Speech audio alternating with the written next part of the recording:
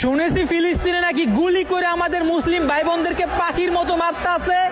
এই মুসলমান, তোমাদের শরীরে রক্ত কি এখনো ঠান্ডা থাকবে? আর কত তাদের নির্যাতন সহ্য করবে? তাহলে আসুন আমরা সারা বিশ্বের মুসলমান একতা হয়ে নতুন করে একটা যুদ্ধ ঘোষণা করি।